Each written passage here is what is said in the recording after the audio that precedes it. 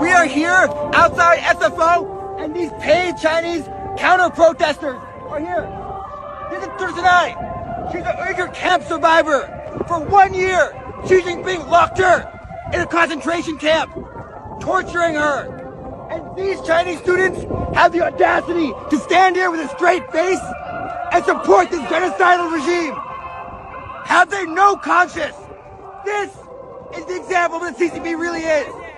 They use their money to pay these people. They give them lunch. They put them on a bus from Berkeley, from USC, and these international students are here saying to a concentration camp survivor that her experience does not matter.